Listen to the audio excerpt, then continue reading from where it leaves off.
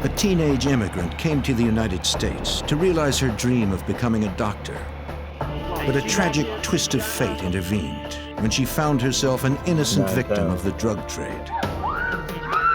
Kidnapped and held captive, she survived for days against all odds. Authorities arrested her captors, but they refused to reveal her whereabouts. The FBI and local police raced against time, determined to save the teenager's life.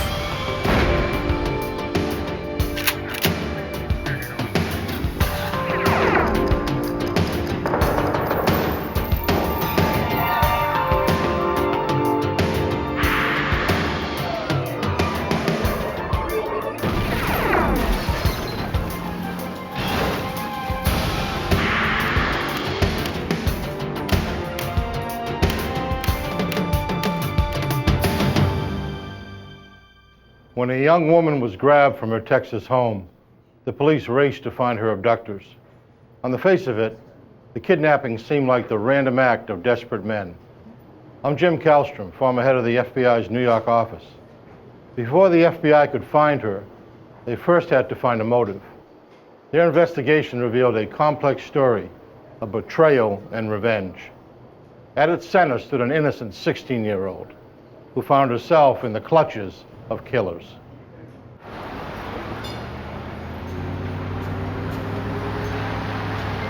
September 24th, 1994, Arlington, Texas.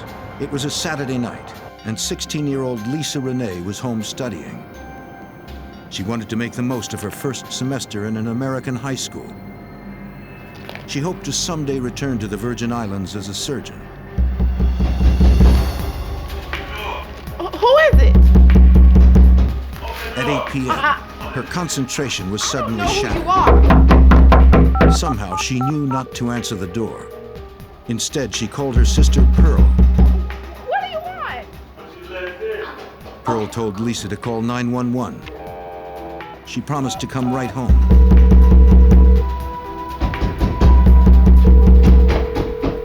Arlington 911, what are you reporting?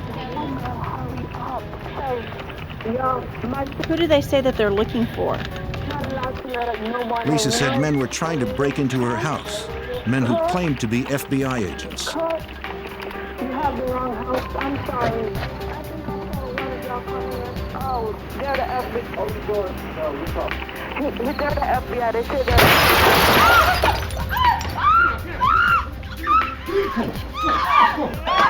What's going on? Ma'am. The dispatcher heard the phone drop. What's going on? Ma'am. Then there was silence. Lisa never came back on the line.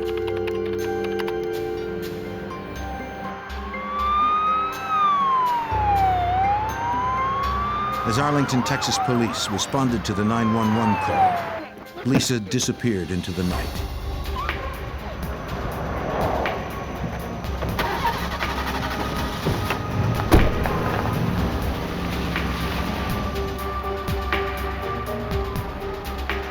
The police had no way of knowing they were about to pass her on the street, or that a 16-year-old girl was now in mortal danger.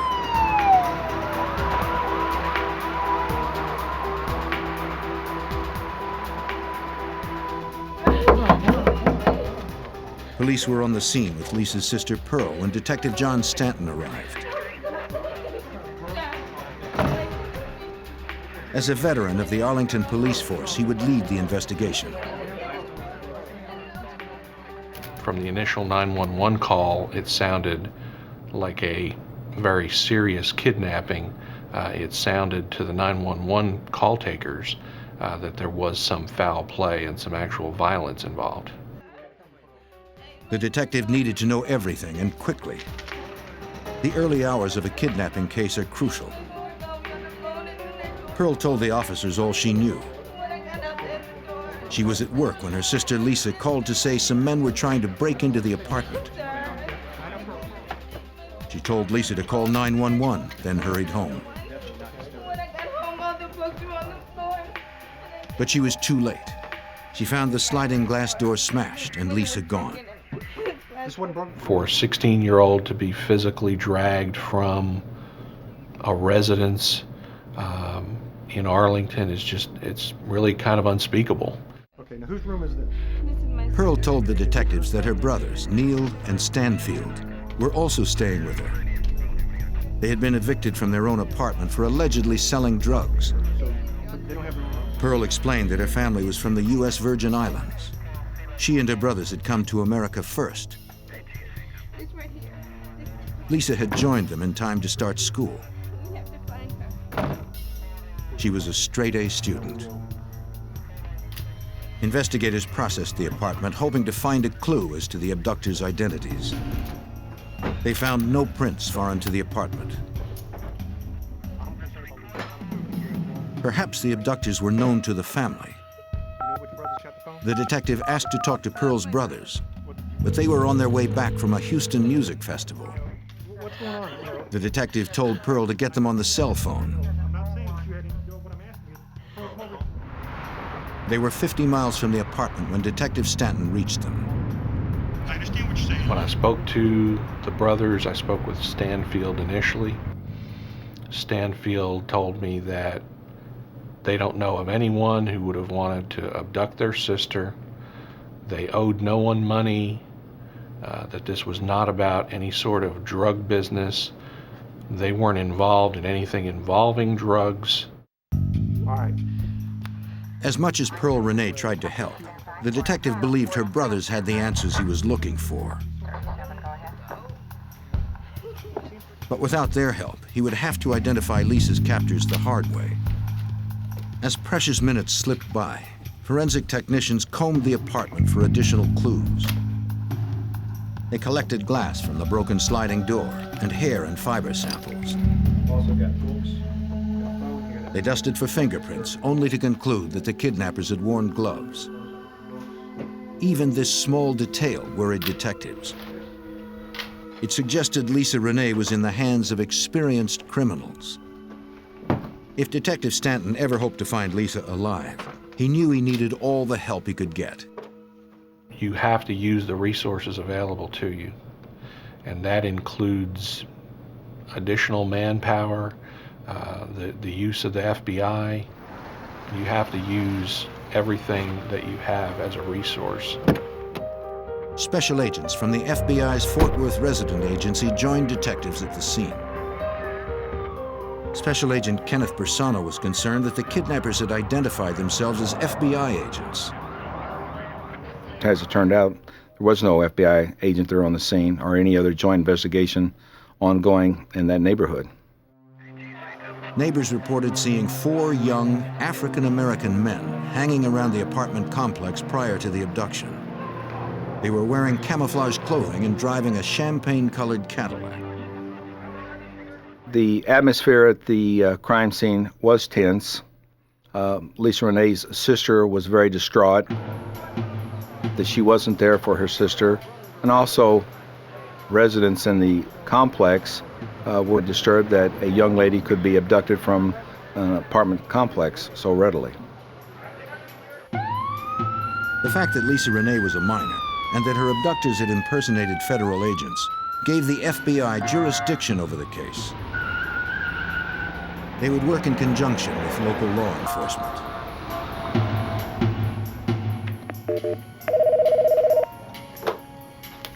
Homicide, Stanton. Detective Stanton worked through the night and into the morning. Yeah, what's going on? In the early hours of September 25th, he received a call from Lisa's brothers. They had found the champagne-colored Cadillac in nearby Irving, the same one residents had described at the complex. It was an unusual tip.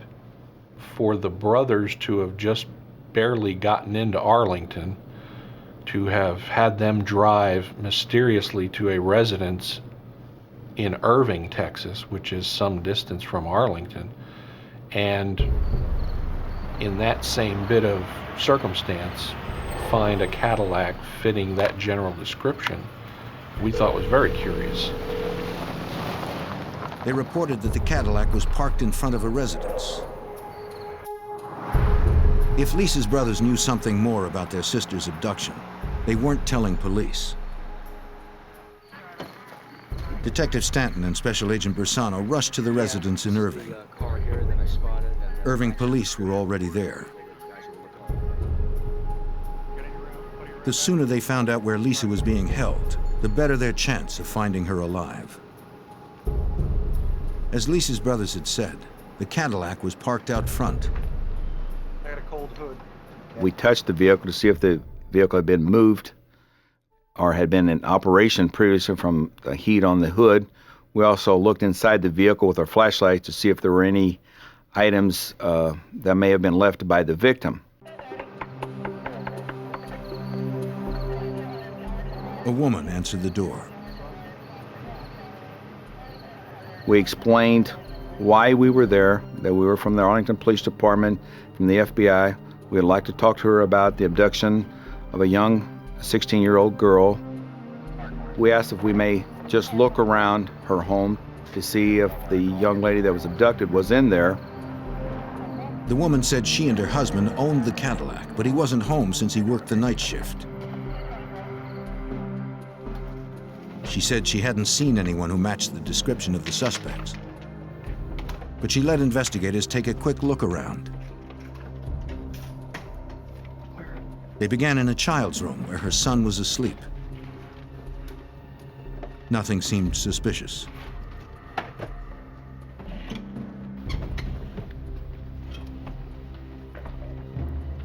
In another room, they awakened a woman sleeping in a double bed. It's 4 o'clock in the morning. It appeared she was alone. Talk to Sandra. She told us we would look around. We're looking for somebody. Just sit tight.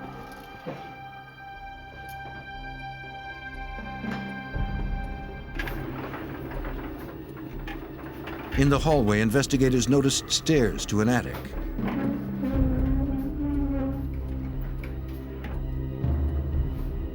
One of the Irving officers climbed up and looked around.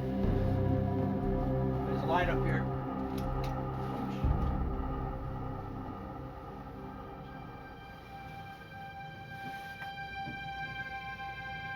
He checked amidst the boxes and other items, but saw no one there. I don't see anything up here. We didn't have a real just cause to do an intensive search of the residence. We searched for, obviously, any sign that someone had been kidnapped, in places where someone could secrete a human body, just to be on the safe side.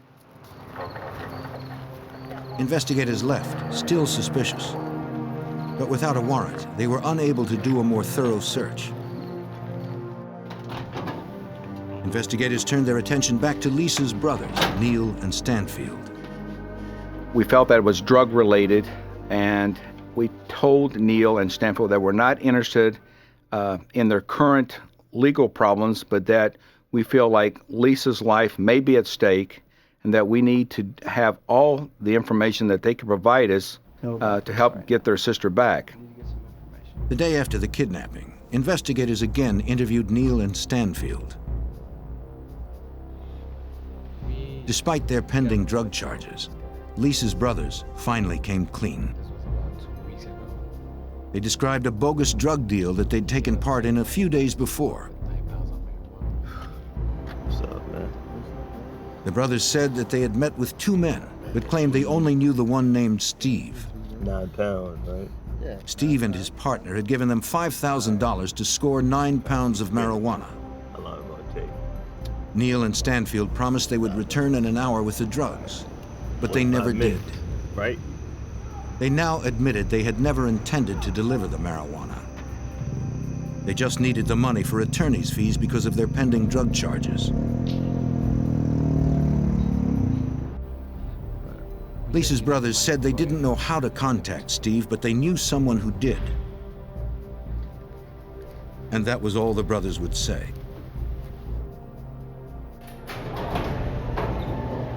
The man who knew Steve was an inmate serving an 8-year sentence at the Tarrant County Jail.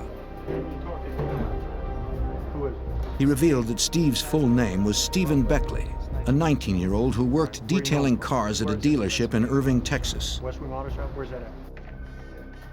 Investigators ran a computer check on Beckley. He had no outstanding warrants and no criminal history.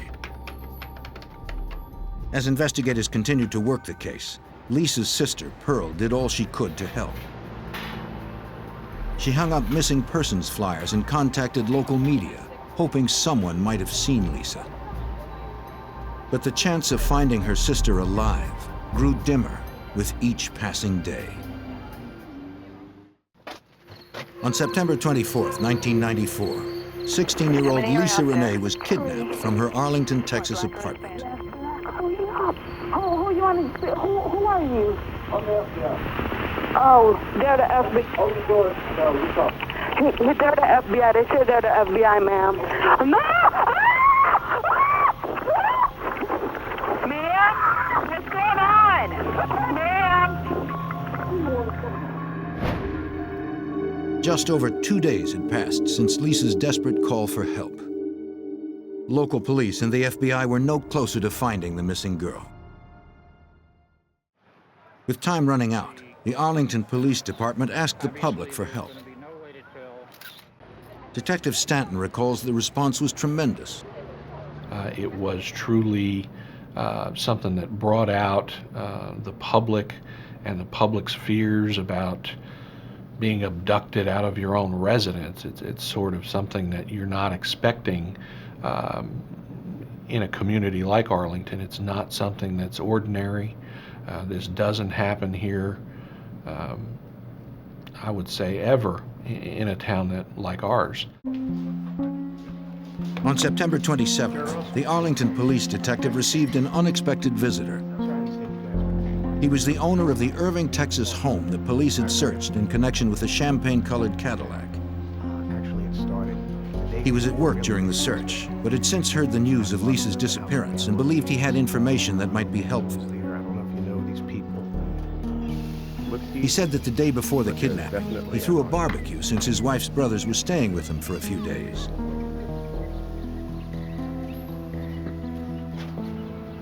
The oldest brother, Orlando Hall, was involved with drugs.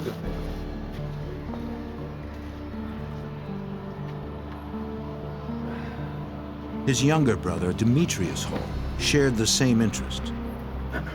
Their friend, Stephen Beckley, joined them.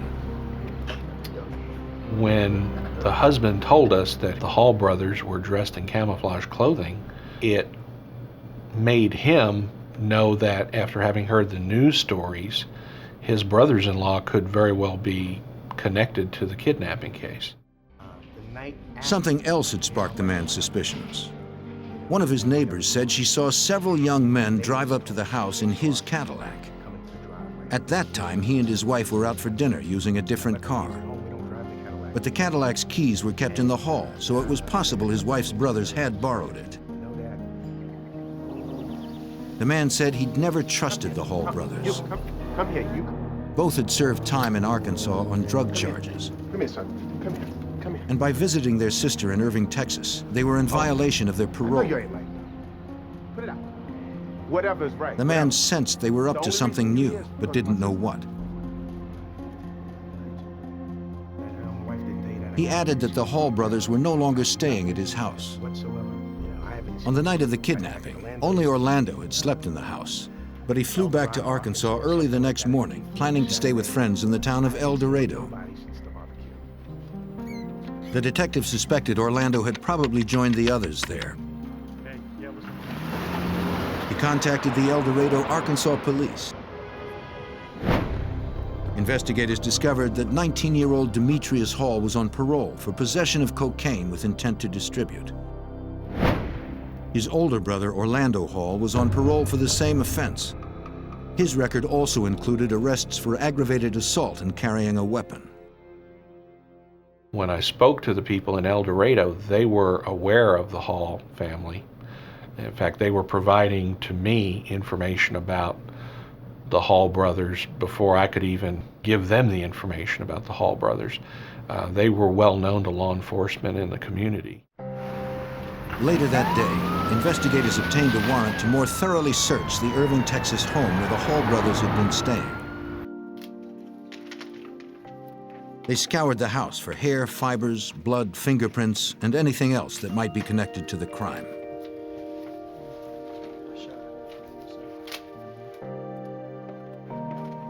FBI Special Agent Garrett Floyd remembers their most significant discovery. In the children's room. we found a souvenir miniature baseball bat. When you pick up an item and you can see glass embedded in it, and you know that the sliding pane window was glass, then you make a decision on the spot, and you believe that evidence is a part of the crime scene. Lab tests would determine whether his hunch was correct. In a storage container found in a bedroom closet, investigators discovered a green knit shirt with insulation fibers on it.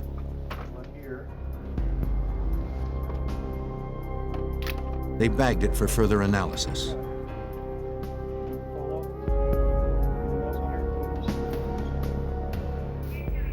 They also took samples of insulation fibers from the attic. Lab tests would later reveal that they matched the fibers on the shirt. A pair of camouflage pants was also found in the attic.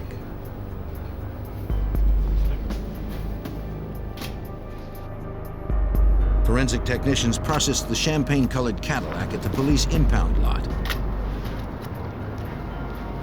They found no fingerprints relevant to the case. They did discover a few small glass fragments inside the car, possibly from Lisa's sliding glass door. They sent the fragments to the lab for analysis. As they waited for the results, agents obtained arrest warrants for the Hall brothers and their friend Stephen Beckley, since they already had enough to establish probable cause. But they still hadn't found Lisa Rene. Agent Floyd continued to work around the clock, knowing that with each hour, they were less likely to find her alive. We were very motivated in solving this case, in as much that we knew that time was critical. All of our efforts were focused on the recovery of the victim. Investigators hoped they could pick up Lisa's trail, a trail that ended with broken glass. Technicians compared glass fragments from the car and those embedded in the baseball bat to shards collected from Lisa's home. At the FBI laboratory in Washington, D.C., Supervisory Special Agent and Forensic Examiner Bruce Hall attempted to confirm that all the glass had come from the same sliding glass door. Technicians examined the glass embedded in the baseball bat.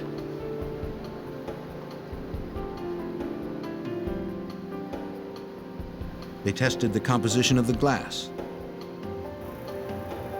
It was consistent with the glass collected at Lisa's apartment. To confirm their results, they also tested its refractive index, the degree to which light bends as it passes through the sample. After characterizing the glass recovered from the crime scene and characterizing the glass recovered from the baseball bat, I found that the glass on the baseball bat had the same refractive index and same composition as the glass at the crime scene. That led me to the conclusion that the glass on the baseball bat had originated from the crime scene. The glass found in the Cadillac did not match. It was determined to have come from a window previously broken on the car.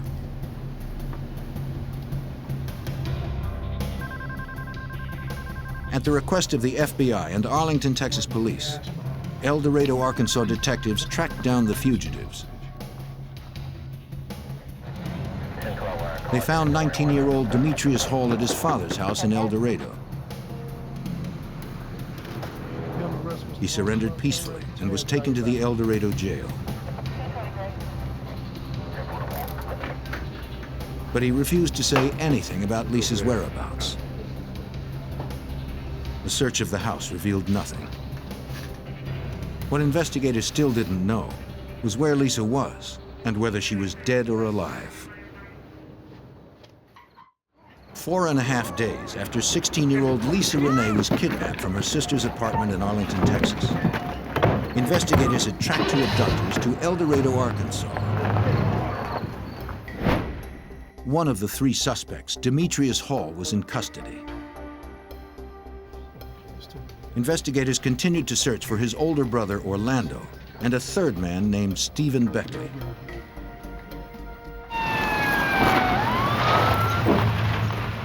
That afternoon, police found Stephen Beckley at a friend's house. The officers didn't even have to knock. Beckley came out and gave himself up.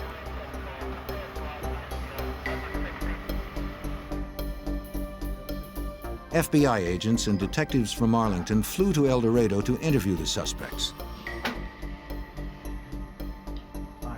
Stephen Beckley was initially uncooperative. He refused to say where Lisa Rene was or whether she was still alive. I'm losing my patience with you right now. Special Agent Garrett Floyd refused to give up. Mr. Beckley advised that he did not know a whole lot of information concerning what was going on. After about an hour of talking to him, he looked at me and we developed somewhat of a relationship and we started to talk.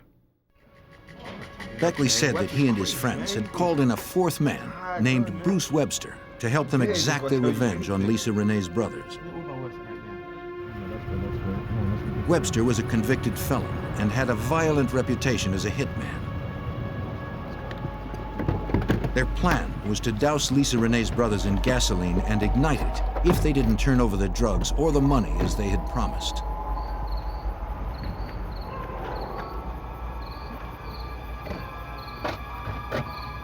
When the men arrived at Lisa Rene's apartment, her brothers were not home. Unwilling to leave empty-handed, they kidnapped her instead. Beckley said that he and the other three took Lisa to the house in Irving, Texas, where Demetrius and Orlando were staying. He transferred the teenage girl from the Cadillac to Beckley's Ford Escort. Get off the car! Stephen Beckley, Bruce Webster, and 19-year-old Demetrius Hall drove her to Arkansas. Orlando Hall stayed behind and hid in his sister's attic. Detective Stanton was frustrated. Police had been within a few feet of Orlando Hall and missed him. It wasn't until later that we learned, after we had taken some people into custody, that Orlando had been indeed hiding in the attic insulation while we were downstairs talking to the lady of the house. Beckley said that during the 4-hour drive to Arkansas, he and the other two had taken turns raping Lisa Rene. When they arrived in Arkansas that night, Webster booked a motel room in Pine Bluff. Lisa was kept bound and gagged in the bathroom. I'm trying to find him. Agents pushed Beckley to tell them if the girl was still alive and where she was. Every minute counted if they were to save her life. But Beckley wouldn't say. He claimed he was afraid to talk as long as Bruce Webster was on the loose. In his mind, he thought, believed, knew that Bruce Webster would kill him or anyone else if they ever divulged the information of what had occurred to Lisa Rene. That's the fear that Bruce Webster had instilled in the individuals as part of his kidnapping. If I say a word... Beckley did tell investigators where to look for Webster. The ex-convict might still be at the motel in Pine Bluff where they had held Lisa Rene 4 days ago.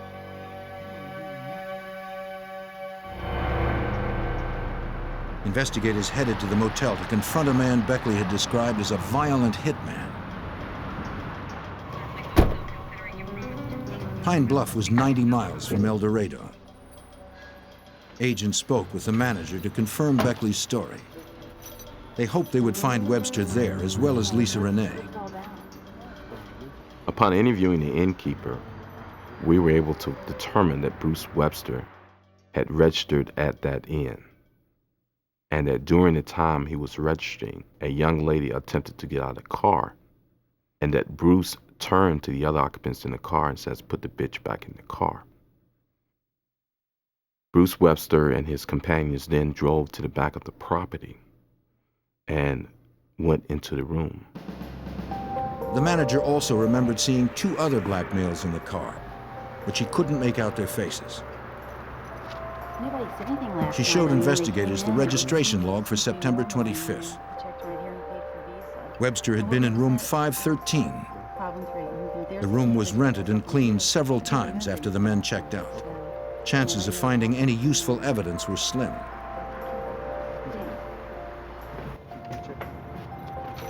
An FBI emergency response team was called in. The agent and detective continued to interview Beckley. They asked him for details of what went on in the room, hoping he would break down and tell them where Lisa was now.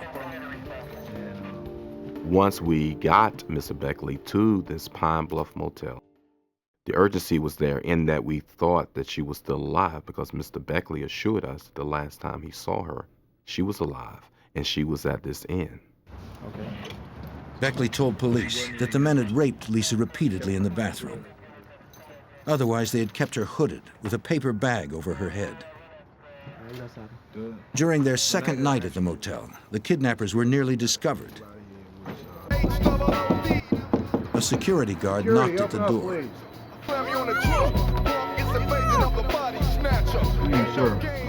The innkeeper asked that their on-residence security guard who lived there check the room to see if everything was all right. The security guard did check the room and did not see Lisa Rene within the room. Stephen Beckley advised that had he seen her, that they were going to kill the security guard. Beckley and the others were afraid that the guard might return. The motel was no longer a safe place to hide. As the kidnapper told his story, forensic technicians worked to confirm that Lisa had in fact been in the room. But after hours of painstaking work, they still had no evidence that Lisa had been there or that she was still alive. 6 days after 16-year-old Lisa Rene was kidnapped from her Arlington, Texas apartment, the FBI was no closer to finding her or two remaining suspects. Although investigators had found no evidence to indicate that Lisa had been in a Pine Bluff motel room, confessed kidnapper Stephen Beckley assured them she had. Forensic technician Joel Stevenson of the Arlington, Texas Police Department was determined to find something that would corroborate Beckley's story. We went in knowing that possibly sexual assaults had occurred in that motel room, multiple sexual assaults.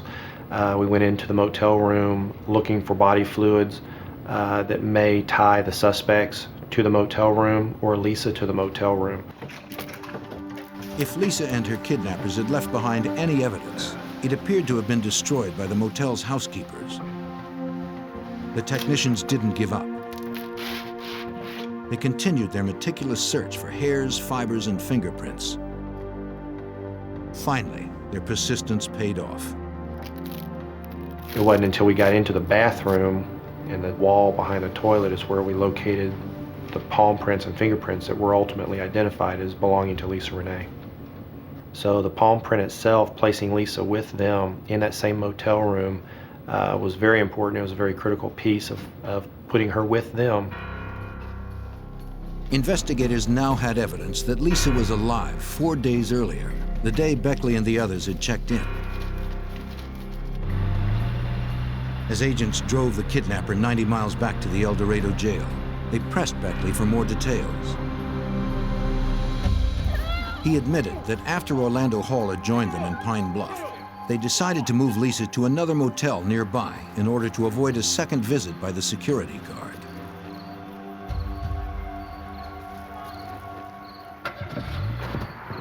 After a couple of days in that motel, the men grew increasingly concerned about getting caught. They came up with a plan to dispose of the girl. Demetrius Hall stayed behind to wipe the room clean, while the other three loaded her into Webster's car and headed for a rural area. Beckley told investigators that Bruce Webster and Orlando Hall had dug a grave in a nature preserve near the motel. They took Lisa there to kill her. But in the dark, overgrown park, the three men couldn't find the burial site. After an hour, they took her back to the motel. The next morning, they searched for the gravesite again. While forensic technicians scoured the second motel room for clues, investigators pressured Beckley to tell them what happened next. Special Agent Garrett Floyd recalls that Beckley refused, still afraid that Webster might seek retribution. We were pressed for time because the clock was still ticking. We were hoping against hope that she was still alive. And so with this in mind, agents as well as police officers who had not slept in 2 or 3 days were up searching, looking, hoping that she was still alive. Then, investigators got the call they'd been hoping for.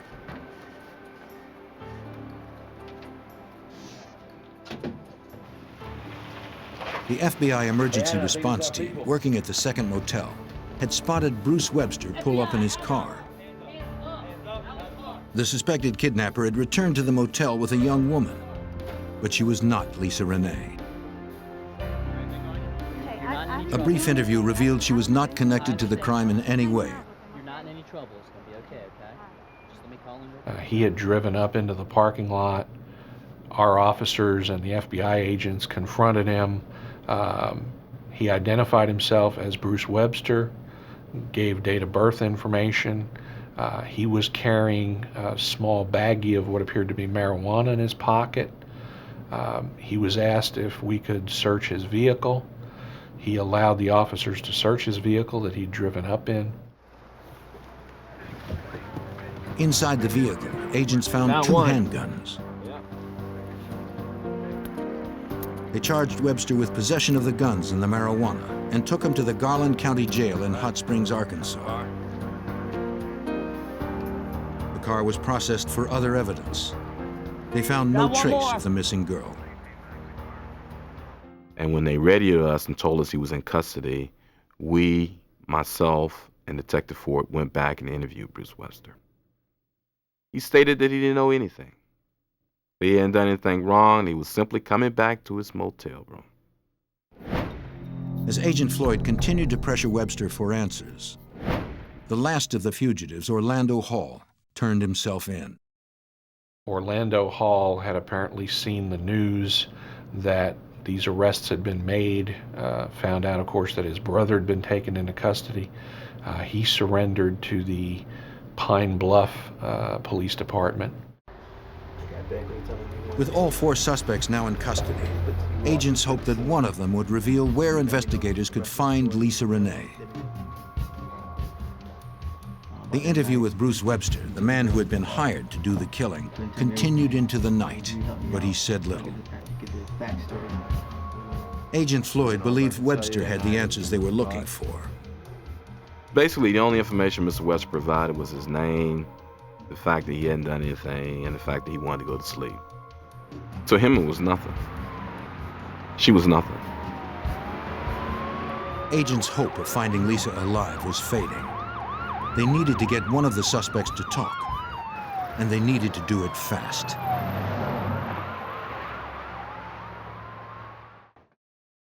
Six days after a young woman was abducted from her Arlington, Texas apartment, investigators pressed her suspected kidnappers for information. Until now, alleged hitman Bruce Webster had stonewalled investigators. But Special Agent Garrett Floyd's persistence eventually paid off. Webster finally admitted that Lisa was dead. It felt like a tremendous sledgehammer falling on you.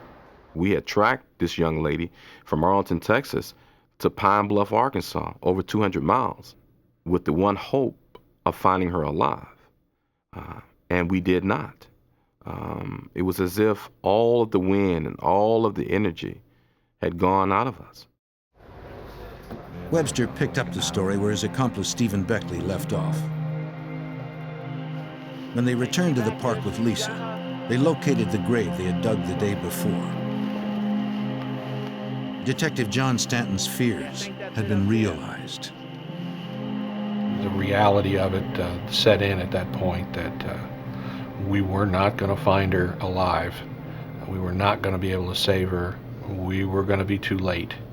Stand by the car. Watch Webster said that only 2 of his accomplices, Orlando Hall and Stephen Beckley, took Lisa back to the park. The 4th kidnapper, Demetrius Hall, had stayed behind to clean the motel room and wipe away fingerprints. Next morning, The suspected hitman claimed he wasn't actually with the others when they killed the girl. make sure nobody comes out. Webster said he returned to the car to act as the lookout. From the car, the grave was too far away to have seen the murder.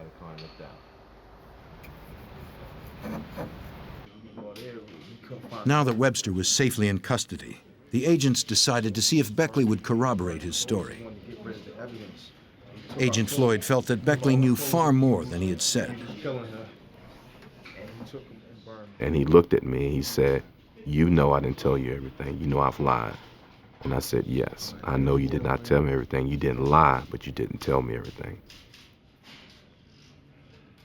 And he said, "You're right." So then Stephen Beckley started crying.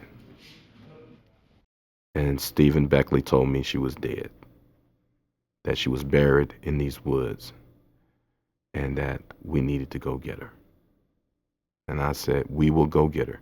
Let's get your story on paper, and we will go and find her." Crazy, man. He's a hitman. Beckley said that despite Bruce Webster's story, the hitman had indeed been involved in the killing. He told us a story that the grave was 6 foot deep, and that when she went to the grave, when she, Bruce Webster, Orlando Hall, and he, Stephen Beckley, arrived at the grave, that she saw the grave, and that she started to run in the effort to get away.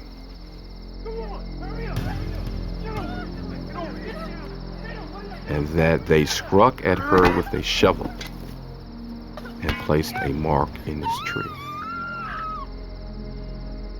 That he, Beckley, became concerned and was afraid and ran back up to the street to check to see if the way was clear, as he was instructed to by Bruce Webster. By the time he came back, they were burying her.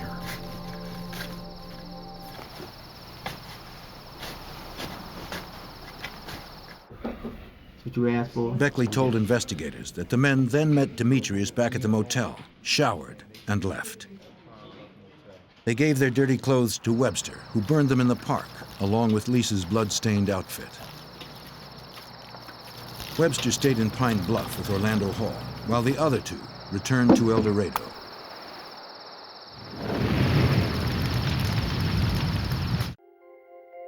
The agent re-interviewed Webster, hoping Beckley's confession would give him some leverage. The agent told him that Beckley had placed him at the murder scene and named the park where the body was buried. He stated that he didn't know anything about anything. The last thing that I told him was, "Everyone else has told me what has occurred. Why won't you?" And he said, "They're family, aren't they?" And I said, "Yep, the family has turned on you." He said, "Open that book. Let me tell you what happened." The hitman now confessed that he was, in fact, at the murder scene. He admitted that he had dug the grave, and he offered to show it to the agent. So in the middle of the night, we drove back to Pine Bluff and told him I need as many flashlights and officers and agents available, that we were going to find her tonight. Webster showed investigators the area of the park where the body was buried. They searched for evidence to corroborate the suspect's stories.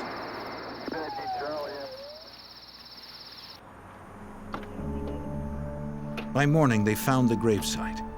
They began to process the area and exhume the body.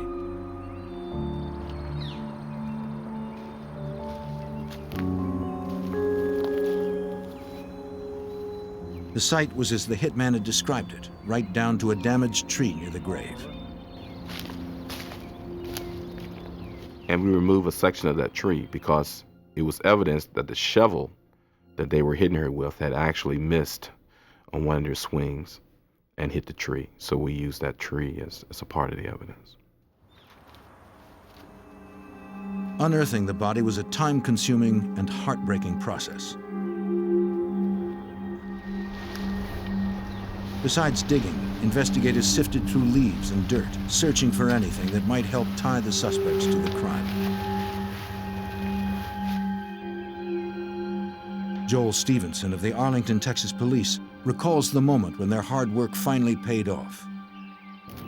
We made contact with Lisa's body approximately 2 feet down from the surface, the outer surface of the dirt, and then started uncovering her and really excavating around the body from that point on down to the 4 feet level. This lasted for about 5.5 hours. It took us to fully extract her from the gravesite.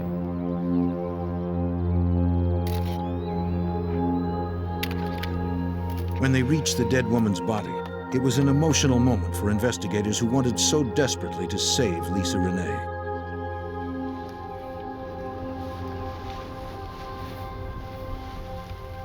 During the time we were exhuming her body, one of the agents on the evidence response team accidentally scrapes her knee.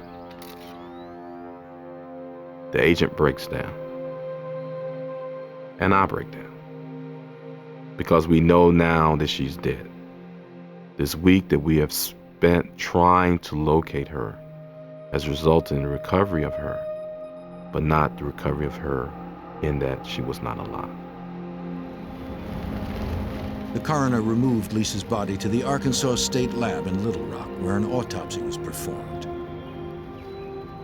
She had ligature marks on her arms, defensive wounds on her hands, bruises over much of her body, and deep lacerations to the back of her head. But the cause of death was determined to be suffocation, coupled with blunt force trauma to the head. The coroner believed Lisa's attackers knocked her unconscious with a shovel and then buried her alive. When you find out that you were that close to possibly saving this kidnapped victim from her demise, as it turned out, it hurts in that you wish you could kind of go back in time and do something different than you did. But under the conditions that we had and the information we had to work with, we felt like we did as good as we could. Unfortunately, it wasn't good enough to save Lisa. The 4 kidnappers were tried soon after her body was found. Demetrius Hall became a witness for the state and accepted a plea bargain of 25 years. Stephen Beckley did the same and got 30 years. Orlando Hall received the death penalty for interstate kidnapping resulting in death. A few months later, Bruce Webster received the same sentence. Both were sent to death row at the U.S. Penitentiary in Terre Haute, Indiana.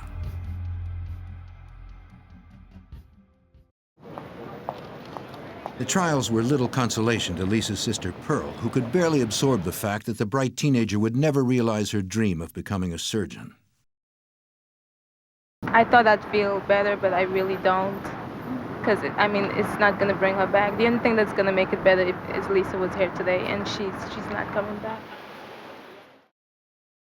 For Arlington Police Detective John Stanton, Lisa Rene's murder had disturbing implications. It just solidified the fact that things can happen to people who are completely and totally unrelated to criminal activities.